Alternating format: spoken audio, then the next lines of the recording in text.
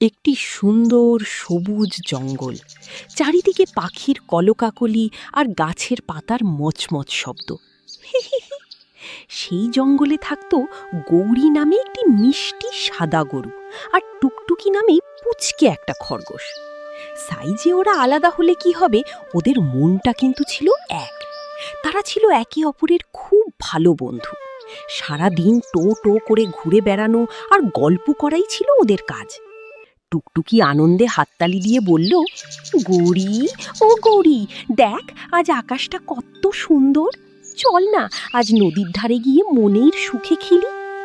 গৌরী হেসে মাথা নেড়ে, চলো বন্ধু, আজ সারা দিন আমরা অনেক মজা করব আর নদীর ঠান্ডা জল খাবো।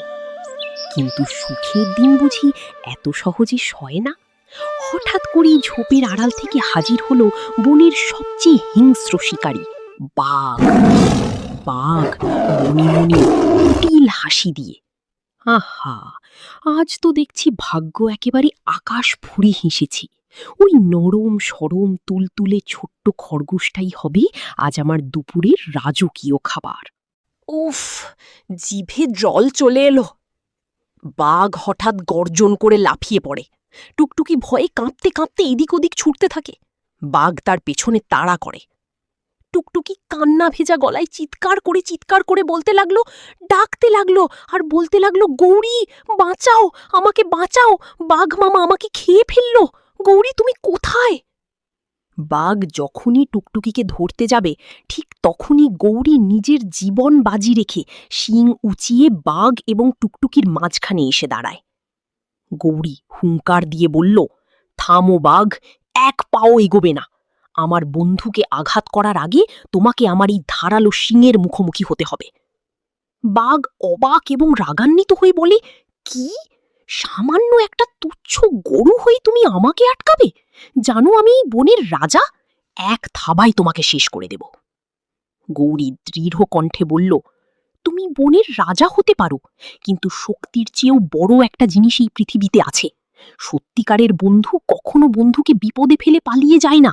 টুকটুকির গায়ে আঁচ লাগার আগে আমার প্রাণ যাবে।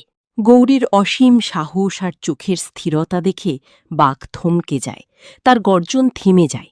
সে ধীরে ধীরে শান্ত হয়ে মাথা নিচু করে। গৌরীর এই অকুতভয় সাহস আর বন্ধুর প্রতি নিঃস্বার্থ ভালোবাসা দেখে হিংস্র বাঘের পাথর মন মুহূর্তেই গলে জল হয়ে গেল। সে স্তব্ধ হয়ে দাঁড়িয়ে রইল। বাঘ দীর্ঘশ্বাস ফেলে অনুতপ্ত সুরে বলল, আজ আমি হার মানলাম গৌরী। আজ বুঝলাম এই পৃথিবীতে সত্যিকারের বন্ধুত্বের শক্তির চেয়ে বড় আর কোনো শক্তি নেই। যে বন্ধুত্বের জন্য তুমি নিজের জীবন দিতে পারো, তা আমি নষ্ট করতে পারি না। আমি আর তোমাদের কোনো ক্ষতি করব না। টুকটুকি ভয় কেটে গিয়ে হাত জোড় করে, ধন্যবাদ বাঘ ভাই, আমাদের ক্ষমা করার জন্য।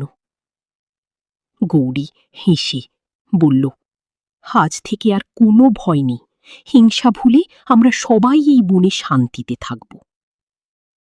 সেই বিশেষ দিনটির পর থেকে বাঘ আর কখনো বনের কোনো দুর্বল প্রাণীকে অহেতুক কষ্ট দেয়নি। অহংকার আর হিংসা ভুলে বনের সব পশু মিলেমিশে এক পরম সুখে ও শান্তিতে বসবাস করতে লাগল।